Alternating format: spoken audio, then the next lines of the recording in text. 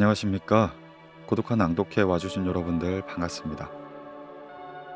오늘 고독한 낭독회에서는요, 50에 읽는 사기라는 책 준비하였습니다. 사마천은 사기라는 책을 통해 중국 역사상 최초의 본격적인 역사시대를 열었습니다. 2000년 중국 역대 공식 역사서 정사의 첫 책이기도 한 사기는 최고의 역사적 문화서임과 동시에 최상의 문학적 역사서라는 평가를 받고 있죠. 50에 읽는 사기라는 책은 사기를 중심으로 하여 50에 만나고 부딪힐 여러 문제나 과제, 고민을 함께 생각하면서 풀어나가는데요. 여러 고민과 문제들에서 사기에 나오는 다양한 인물과 사례를 자신의 삶에 대입하고 또 비교해 나가면서 풀리지 않던 자신의 문제와 방향을 조금은 덜어낼 수 있는 시간이 되었으면 좋겠네요. 네, 그럼 50에 읽는 사기, 오늘 고독한 낭독회에서 잠시 만나보시죠.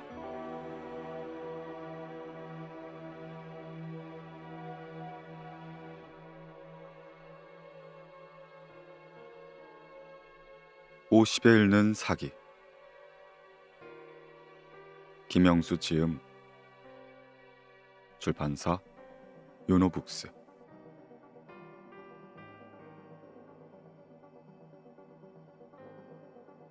서문.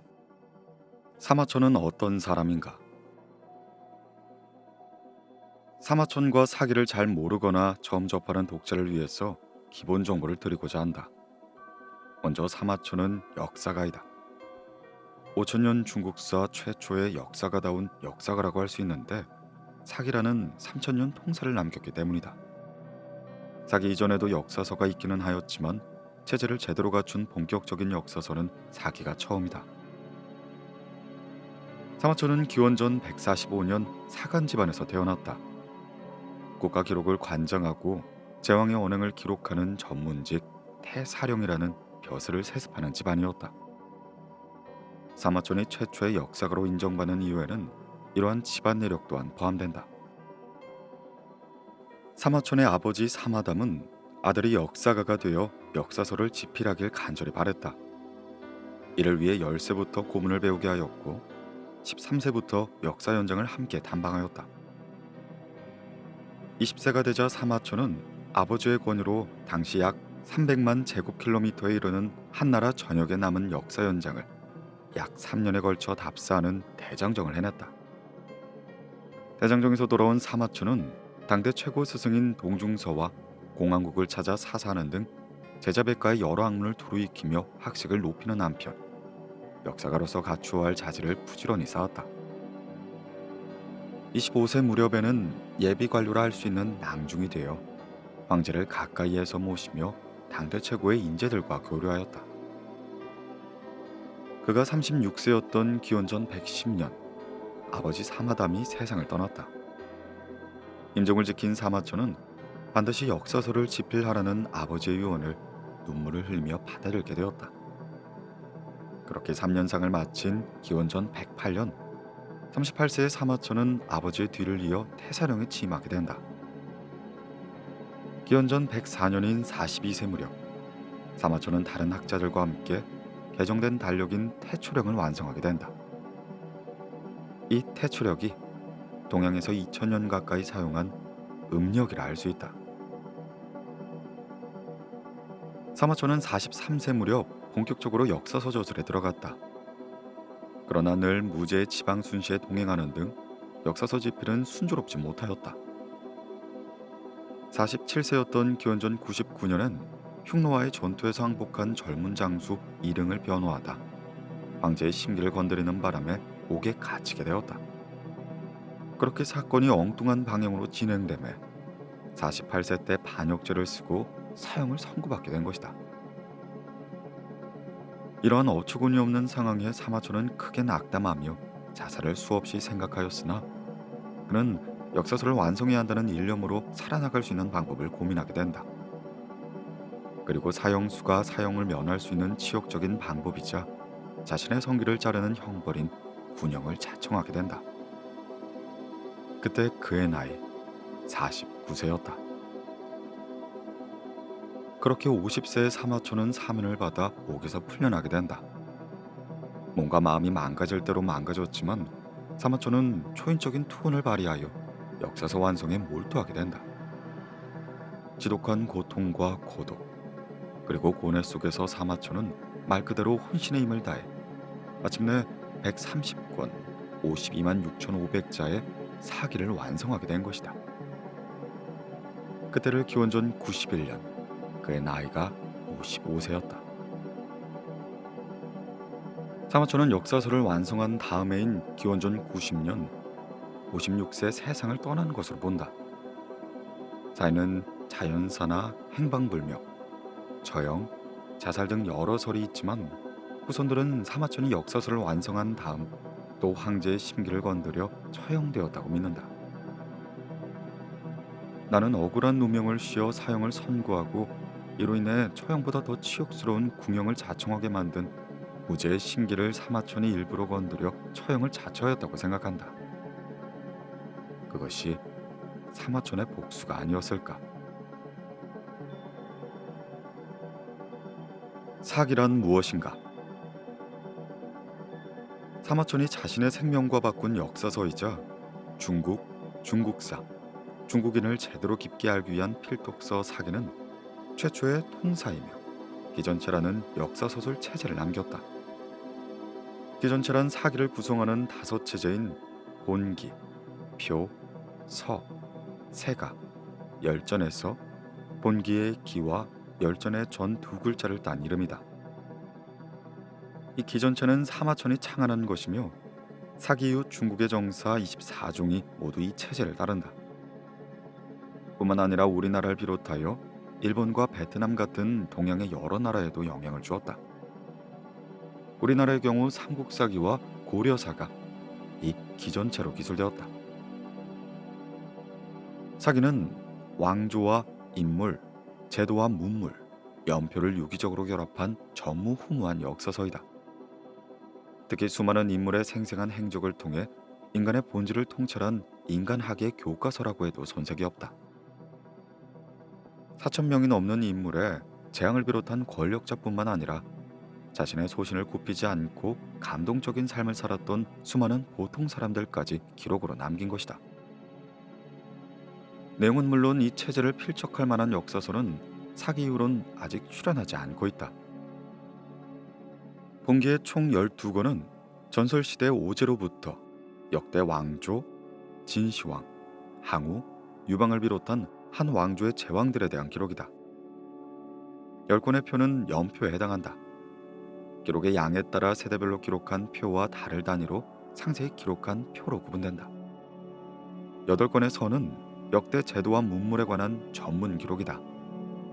예약, 군사, 천문, 법률, 여법, 제사, 수리사업과 경제 등을 다룬다. 30권의 세가는 제왕을 보좌하며 대세를 이끈 인물들과 춘추 전국시대 제후국에 관한 귀중한 기록이다. 중국사에서 가장 중요한 시기인 춘추 전국시대를 이해하려면 반드시 읽어야 할 부분이다. 마지막 70권의 열조는 사기의 백미라 할 수 있다.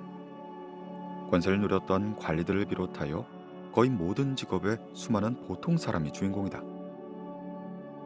심지어 킬러들의 기록인 자객열전, 유머와 풍자로 권력자들을 조롱하였던 골계열전, 점쟁이들의 기록인 일자열전, 오늘날 정치검찰의 행적을 방불케 하는 흥리열전 등 실로 다양하고 의미심장하다 할 수 있다. 특히 사마초는 자신의 뜻을 굽히지 않고 정의롭게 살아 이름을 남긴 사람들의 행적을 빼놓지 않았다. 또 역대 부자들의 치부 방법과 그 부를 사회에 환원하는 노블레스 오블리주를 실천한 사람들의 행적을 화식 열전으로 남기는 기적을 연출하기도 하였다. 이로써 열전은 사기의 130권 중 가장 진보적인 역사관을 보여주는 부분이다.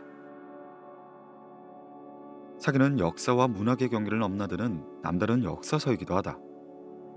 이 때문에 문화적 역사서여 역사적 문화서라는 최고의 찬사가 따른다. 사기의 서술 방법 또한 상상을 초월한다. 사마초는 역사서를 통해 자신의 울분을 대신하고 나아가 자신에게 수모를 준 권력자에게 복수하는 이른바 문화복수를 실현하게 된다. 사기는 위대한 인간 승리의 표본이다.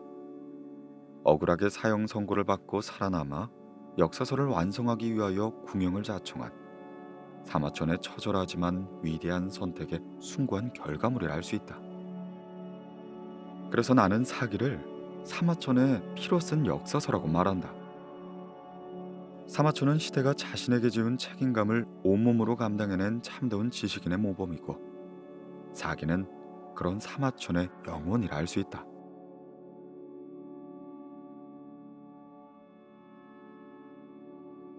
한순간도 가볍지 않다. 사기의 시간. 현명한 사람은 자신의 죽음을 정말 소중하게 여긴다. 현자성 중기사. 개포 남포 열전 중. 내 인생을 계산할 수 있다면 계산대로 살겠는가 아니면 거부하겠는가?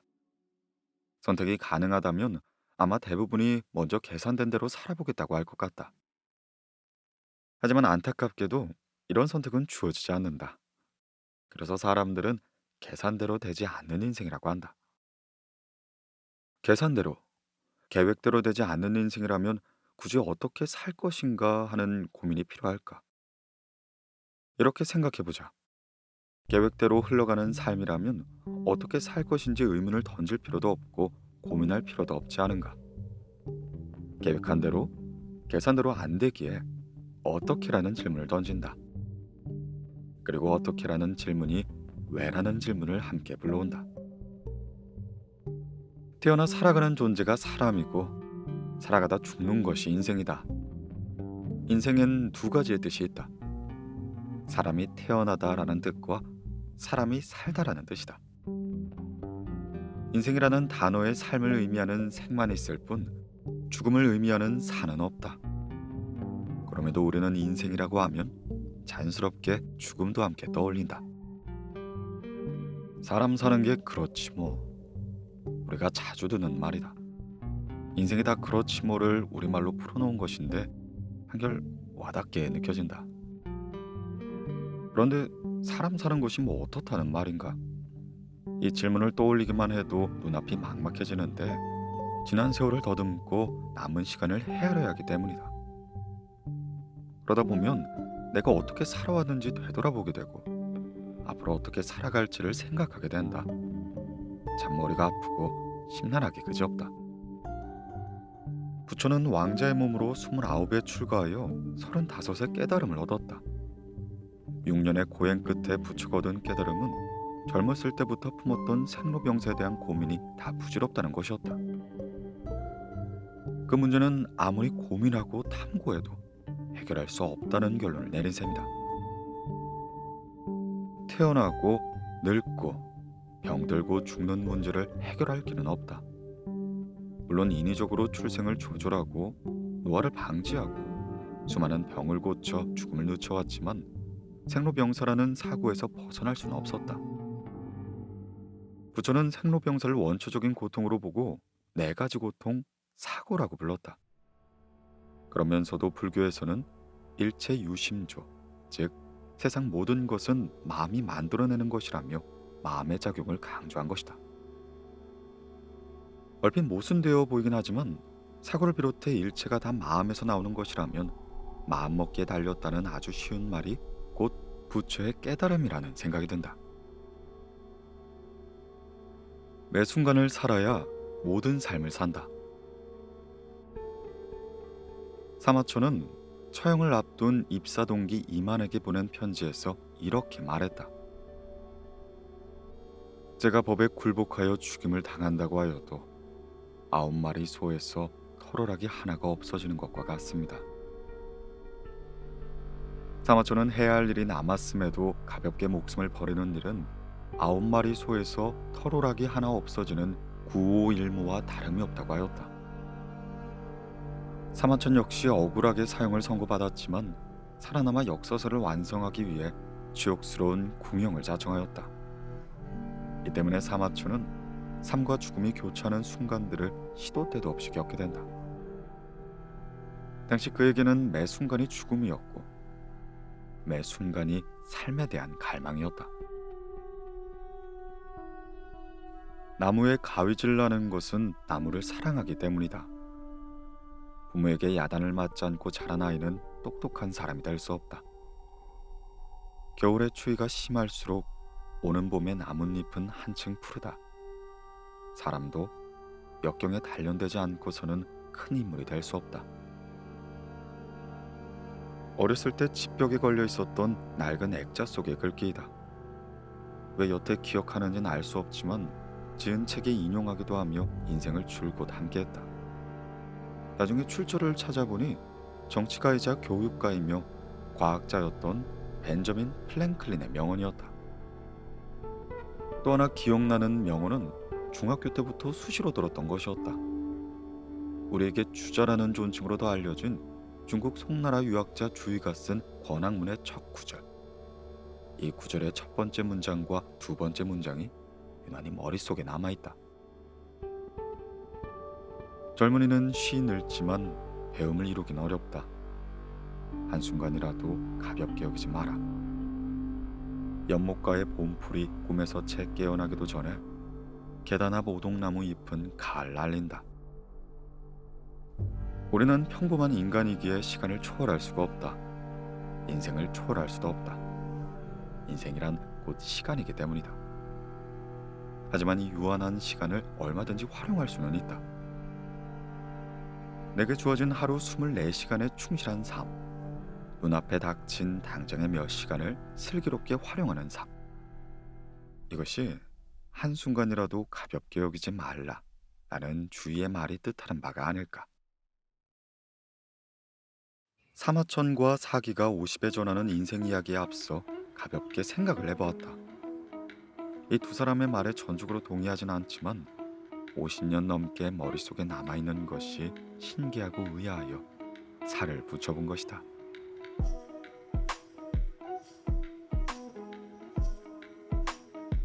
천명에 대하여 생각한다. 공자의 50. 대체 하늘에 도라는 것이 정말로 이런 것인지. 당소위 천도시 야비야.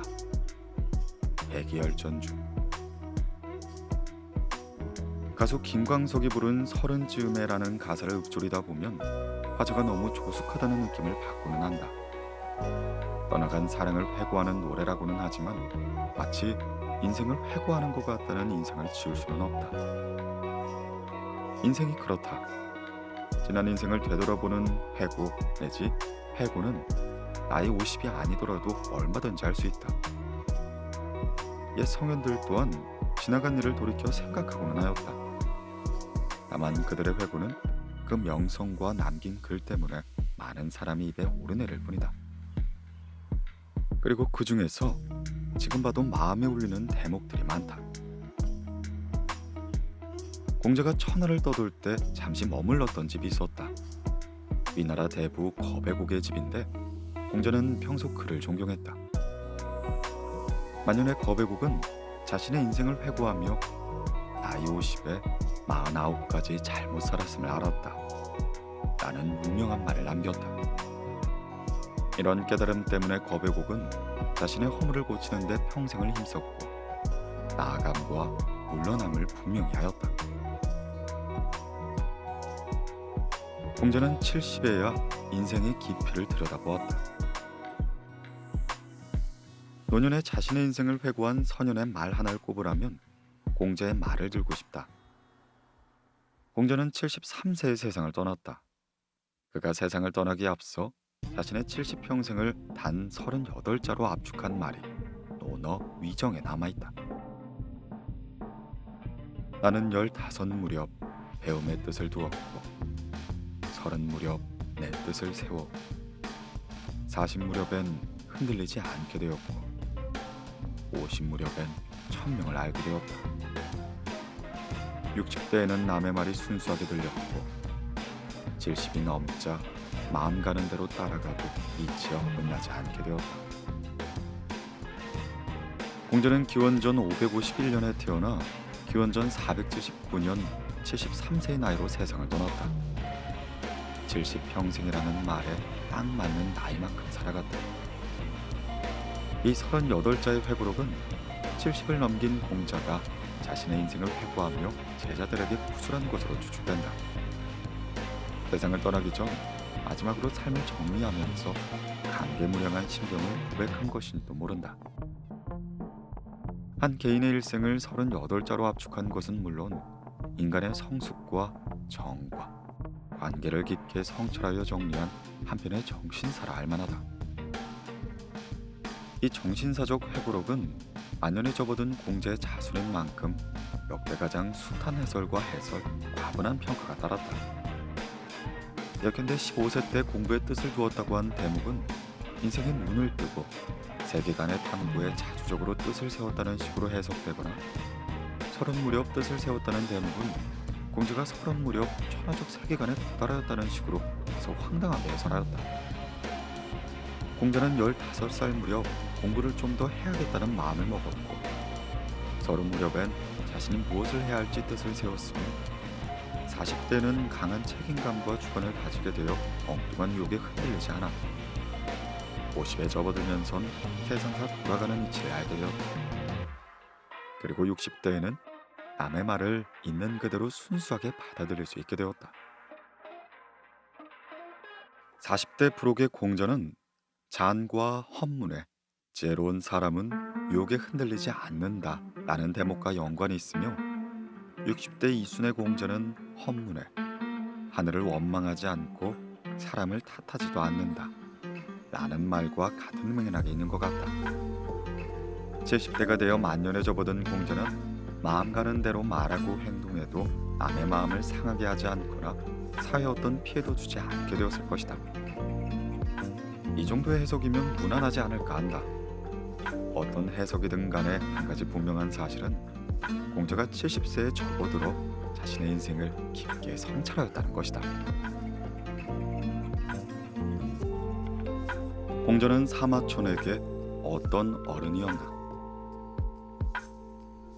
공자를 누구보다 존경하였던 사마천은 20세 무렵 천하의 역사 현장을 탐방하며 공자의 고향 복부에 들러 공자와 관련된 유적지를 찾아갔다. 그렇게 해서 남긴 기록이 사기의 공자세가이다. 사마천은 높은 산을 우러러보고 큰 길은 따라간다 라는 시경의 구절을 들려 공자를 향한 자신의 무한한 존경심을 대신하였다. 특히 공자가 공경에 처한 상황에서도 춘추를 서술한 사실에서 큰 용기를 얻어 자신 또한 공영이라는 치욕스러운 형벌을 당하였음에도 사기를 완성할 수 있었다고 회고한다. 공자는 흔히 생각하는 것처럼 근엄하고 고지식한 사람이 아니었다. 그는 공경에 처했음에도 웃음과 유머를 잃지 않은 사람이었다. 한 번은 공자가 제자들과 길이 엇갈린 적이 있었다. 누군가가 공자를 찾는 제자들에게 동문에서 공자처럼 생긴 사람을 보았다며 그 모습을 묘사하였는데, 행색이 영락없이 집이른 개와 같다고 하였다. 헤어졌던 제자들과 만나 이야기를 전해들은 공자는 다른 건 몰라도 집이른 개와 같다는 말은 그럴듯하구나 라며 껄껄 웃었다고 한다. 공자는 또 음악 연주를 듣고 나면 꼭 박수를 치며 앵콜을 청하는 센스 만점 선생님이었다. 제자들이 오늘날 정치가들에 대해 어떠냐고 묻자, 끝째째한 인간들은 인간 축에도 끼지 못한다 라며 통렬하게 욕할 줄도 아는 열정도 가지고 있었다. 또 누군가가 공자는 정말 위대하다, 그렇게 박학다식하다면서 특기 하나 없으니 라고 믿고자 나한테 무슨 특기를 가르쳐 주려고, 말을 탈까 아니면 화를 쏠까? 아무래도 말을 타는 것이 나을 걸세 라며 위트 있게 받아넘기는 인간미가 넘치는 사람이기도 하였다. 공자는 그렇게 늙어갔다. 유머와 위트, 열정과 38자의 자기 성찰과 함께. 대영 제국의 통치자였던 빅토리아 여왕은 자신의 죽음이 임박하였음을 알고는 나 할 만큼 했어 라는 유언을 남겼다. 그녀는 대영 제국의 최고 통치자였지만 자신이 불완전한 인간임을 알고 있었다. 그래서 늘 최선을 다해 노력하였다. 이것이 인생에 대한 겸손함이며 삶에 대한 성찰이 아닐까. 공자는 평생 자신의 정치적 이상을 현실에 적용하기 위해 무던히 애를 썼다. 하지만 시대는 공자 이상을 받아주지 않았다. 그래서 공자의 정치 사회 활동은 실패작이었다고들 한다. 하지만 38자의 회고록에서 느끼는 공자의 성찰은 그 실패를 충분히 만회하고도 남을 만큼 의미심장하다 할 수 있다. 한 인간의 성숙 단계가 진솔하게 드러나 있는 건 물론 그 과정에 동반된 노력과 열정이 강하게 느껴지기 때문이다. 그가 만년에 교육 봉사 쪽으로 방향을 잡은 것도 어쩌면 자기 성찰에 따른 자연스러운 결론이었을 것이다. 공자는 정치가로서 뜻을 펼치진 못하였지만 수십 년 동안 천하를 주유하면서 세상과 인간을 탐구하고 평생을 끊임없이 자신을 성찰한 결과 만세의 사표가 되어 영생을 얻었다 할 수 있다. 우리의 인생을 10년 단위로 끊어 짤막하게 개간해보면 어떨까? 정치적 야욕으로 온갖 치장을 더한 거창한 자서전, 남이 대신 써주는 대필 자서전, 이서구와 자화자찬으로 가득 찬 낯뜨거운 회고록 따위 말고 진솔하게 자신의 생을 성찰하는 짧은 경구 같은 자서전 말이다. 38자의 회고록에서 공자는 50과 관련하여 지천명이라고 말했다. 이 대목을 흔히들 50이면 1000명을 안다라고 번역하고 있지만 실은 50 무렵 1000명, 즉 운명에 대해 생각하기 시작하였다 라고 보아야 하지 않을까.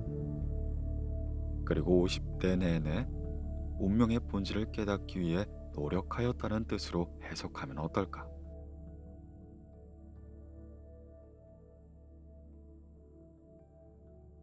시간은 그냥 지나가지 않는다. 사마천의 회고. 대하의 머리를 이고 하늘을 쳐다보듯 바쁘게 살았다. 사마천 모임 안서중.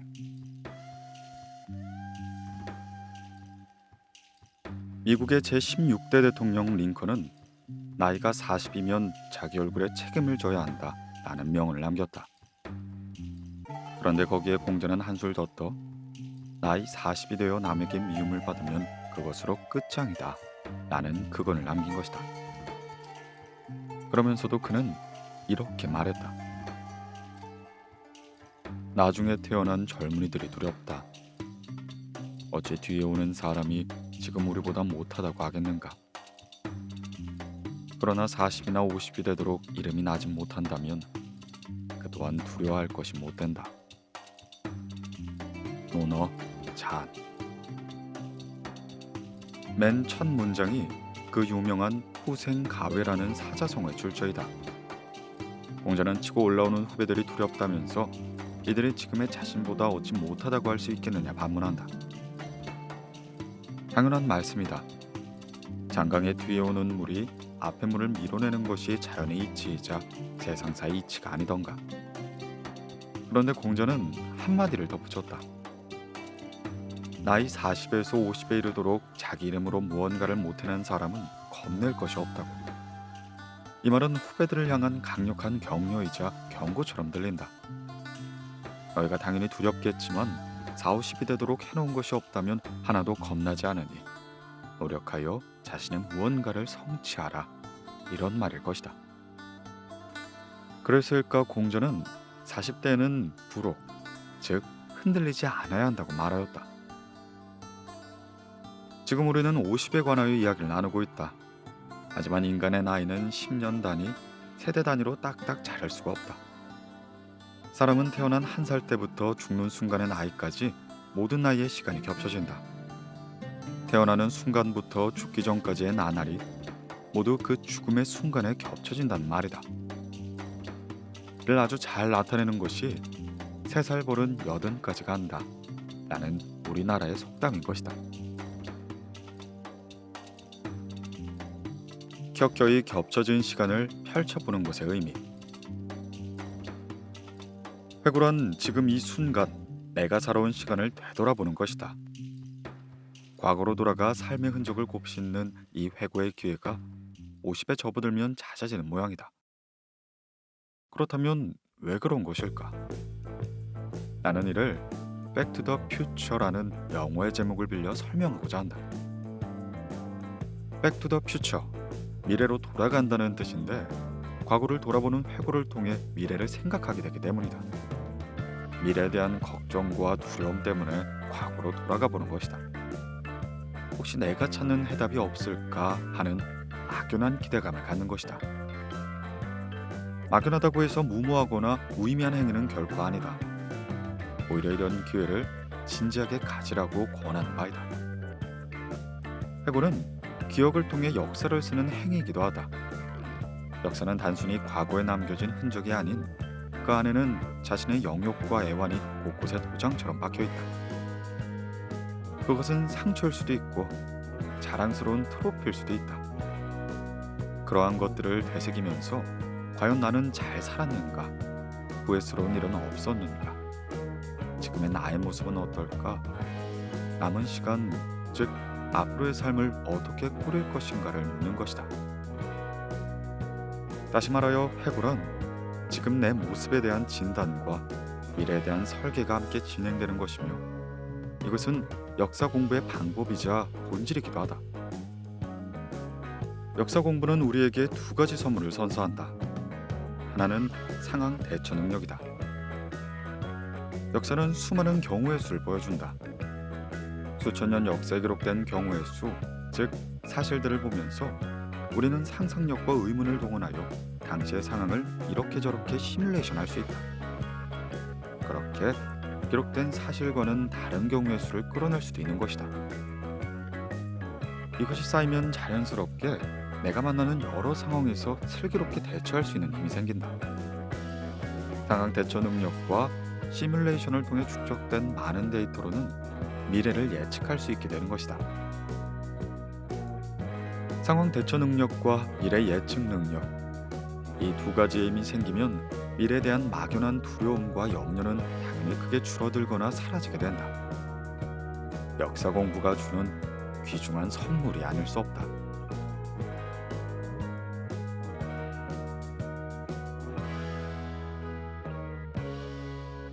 미미한 것을 보고도 드러날 일을 알아야 한다.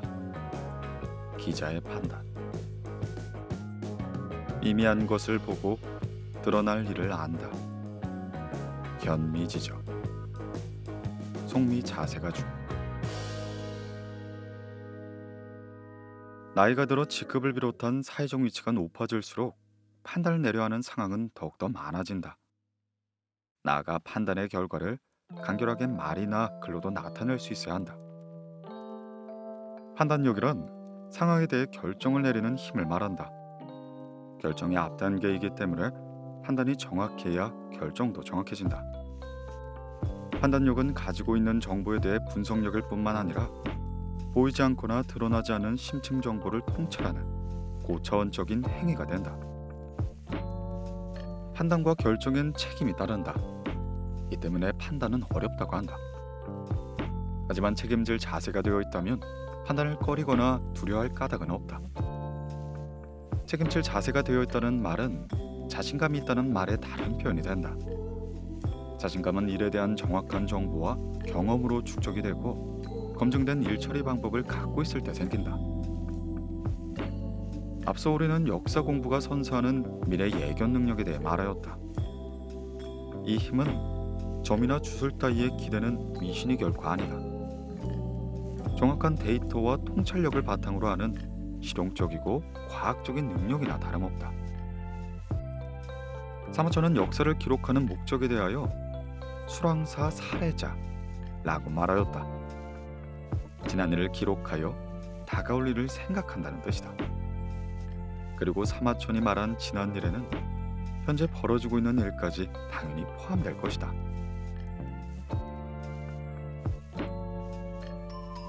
은나라의 멸망을 예견한 기자의 판단. 중국의 두 번째 왕조인 은나라는 마지막 임금인 주에 이르러 멸망의 조짐이 보이기 시작하였다. 주임금은 온갖 악법과 잔혹한 형벌로 백성의 입을 막고 달걀하는 여자를 총애하면서 주지 육립으로 대변하는 음탕한 생활에 빠졌었다. 당시 비간 리자와 함께 새 현자로 꼽히는 기자는 주임금이 식사하는 모습을 보고 은나라의 멸망을 예견하였다. 그는 대체 무엇을 보고 나라의 멸망을 예견하였던 것일까? 놀랍게도 주임금이 사용하였던 상하 젓가락이었다. 식사 때 사용하는 젓가락을 보고 나라의 멸망을 예견하였다는 것이 언뜻 납득이 가진 않지만 기자의 예견엔 나름 근거가 있었다. 당시 은나라에는 코끼리가 없었다. 하오니 당연히 상하로 만든 젓가락도 있을 수가 없었고 저 먼 남방이나 동남아에서 수입해야 하는 귀중한 물건이었던 것이다. 이 때문에 기자는 일상의 식사에서 귀중한 물건을 사용하는 주임금이라면 무슨 일이든 할 수 있다고 판단한 것이다. 더욱이 주임금은 방탕한 일상과 폭정을 일삼고 있었으니 기자의 이런 예견은 충분히 가능하였을 것이다. 물론 기자의 예견이 주임금의 폭정이 심각해지기 전에 나왔는지 후에 나왔는지는 알 수 없지만 어느 쪽이든 기자가 작은 일을 보고 예견했던 것만은 분명하다 할 것이다. 그리고 이런 기자의 예견을 사마천은 견미지저라고 기록하였다. 견미지저는 기자의 통찰력을 잘 나타내는 성어이자 이를 통해 역사의 미래, 예견력을 강조하려 했었던 사마천의 뜻이 방영된 성어이다. 인간과 사물에는 정면뿐만 아니라 측면과 후면도 있고 이면 또한 존재한다. 눈에 보이는 면을 제대로 보는 일 또한 중요하지만 정확한 판단을 위해서는 드러나지 않은 이면을 읽어내는 훈련이 필요하다. 그러려면 얼핏 드러나는 낌새를 읽어낼 줄 알아야 하는데 당연히 공부가 필요하다. 50은 욕구가 가장 왕성한 나이기에 당연히 공부에 대한 욕구도 왕성하다. 하오니 생각하며 공부하자.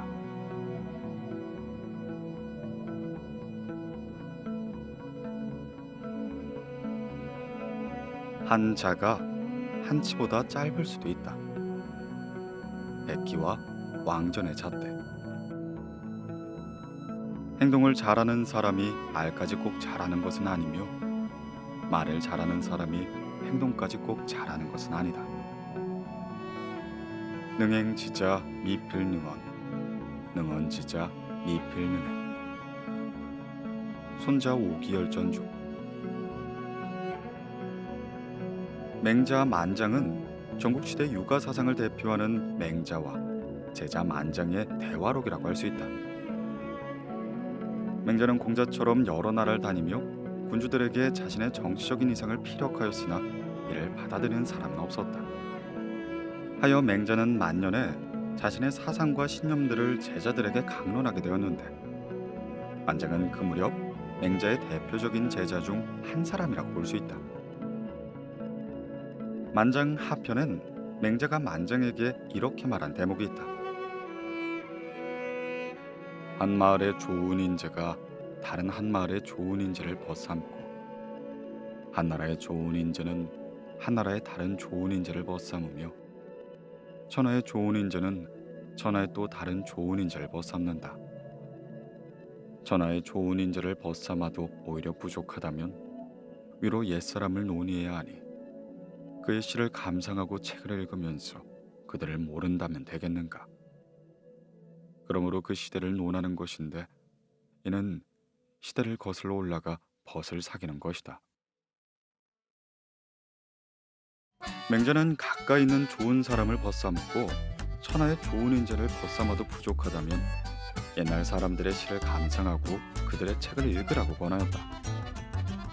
이는 시대를 초월하여 과거 인물과 그들이 남긴 좋은 글을 벗삼으라는 뜻이기도 하다.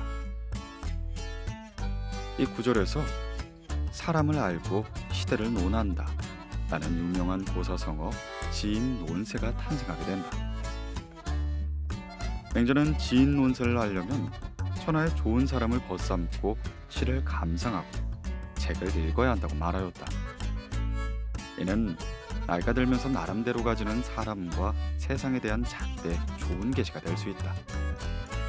잣대란 대개 자신의 경험에서 나오는 고정관념으로서 그에 따른 기준이 되는 경우가 많기 때문이다.